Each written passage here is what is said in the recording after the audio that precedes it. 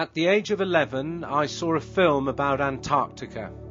This film inspired me to become the first person in history to have walked to the North and South Poles. On these expeditions 20 years ago, I witnessed firsthand the effects of climate change and global warming at both poles. An early break-up of the sea ice nearly spelt death for the entire team on the Arctic Ocean. We are committed to the preservation of Antarctica and have named our organisation 2041 after the year 2041, when the moratorium on drilling and mining in the Antarctic will be up for review, and the fate of the last great wilderness will hang in the balance. We realise that the promotion of renewable energy worldwide is the only way to preserve Antarctica. The only reason that people would exploit Antarctica is for its resources. And if we are using clean, renewable energy in the real world, there will be no reason to go and destroy Antarctica. In cooperation with the Russian Antarctic Division, our first action over 7 years was to remove 1,500 tons of garbage and rubbish from Bellingshausen Station on King George Island, Antarctica. Over the last 6 years, our Inspire Antarctic expedition teams have helped design and build the world's first renewable energy education station in Antarctica, the E-Base. These annual expeditions inspire students and business executives to focus on leadership, teamwork, and sustainable initiatives. In 2008, we at 2041 made Antarctic history by living at the E-Base for 2 weeks solely using renewable energy, communicating our message to a global audience. If it can be done in Antarctica, it can be done anywhere. I have dedicated my life to inspiring young people and industry leaders through action, not words, engaging them in a real dialogue on environmental issues and challenging them to be champions for positive change.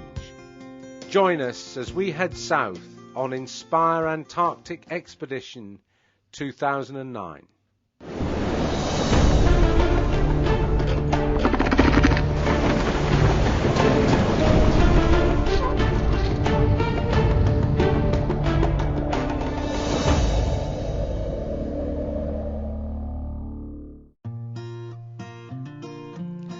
Our expedition to the bottom of the world begins in Ushuaia, Argentina.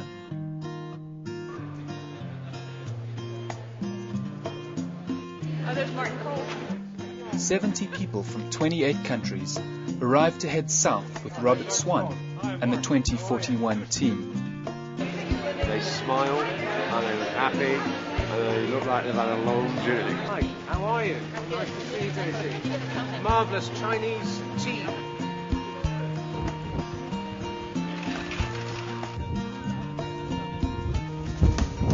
It's a bit intensive, the weather's pretty rough.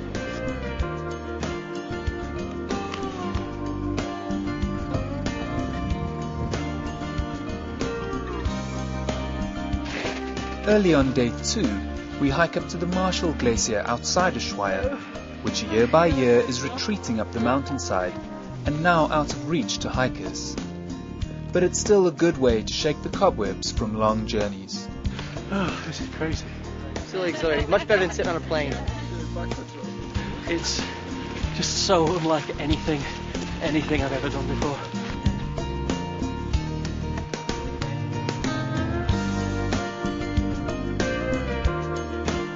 Yay!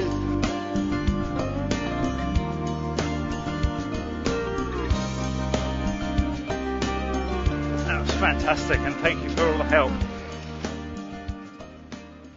The next day, we find ourselves walking down the pier in Ushuaia. So excited. Can't wait.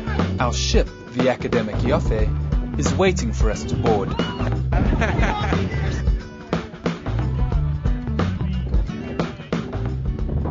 I'll say 1, 2, 3, and then I want a bonsai explosion of happiness. 1, 2, 3.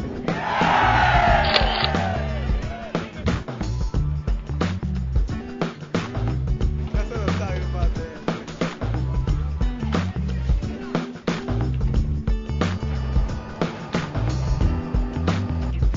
With the final rope thrown, we start drifting away from the pier.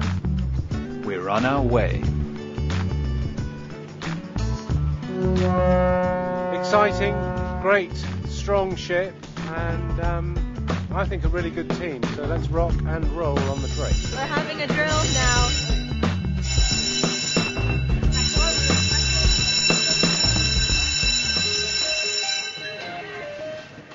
Shortly after leaving port, we have our mandatory safety drill, and the reality of the journey ahead begins to sink in.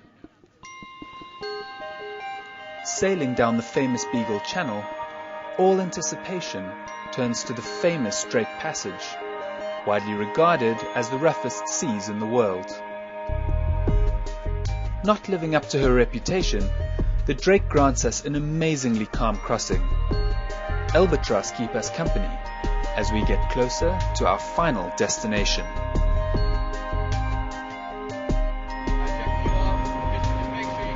So you can just get your fingers through, not your arms through.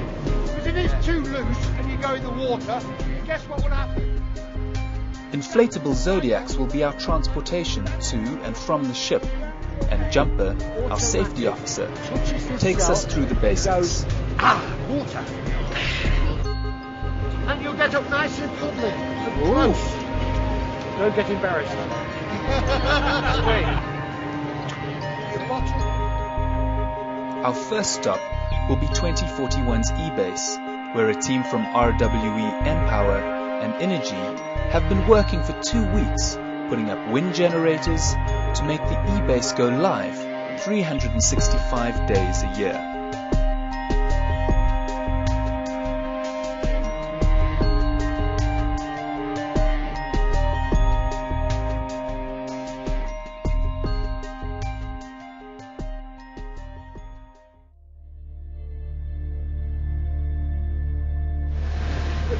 Feels a bit strange coming back.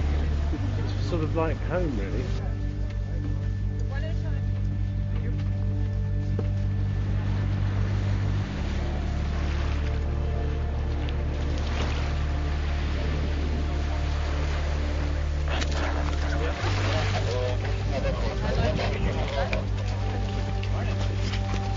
This entire area, and I'm talking from those green drums over there, all the way through to the end of that beach there, was just entirely covered with rubbish. Here we are on Bellingshausen station at the E-Base, and it's been a fairly intensive day so far. The wind's quite strong, people are cold, but Team China have gone to the Great Wall Station over there. We've been having the AXA Nobel team doing some painting in the E-Base, so we've got teams all over the place, plenty of radio communications. 3 people are very cold on the top of what we call Brighton Rock, doing relay work with the radios, and it's just terrific to be here. Last year we were struggling with the wind generators. This year we got so much power, it's unbelievable.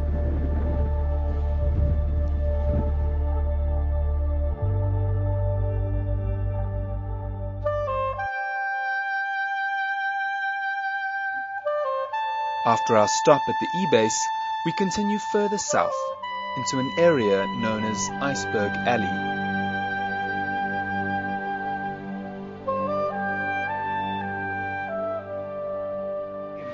It's a dream come true. It's gorgeous up here. It's cold. I don't know how anybody could survive out here. Shackleton made his boat journey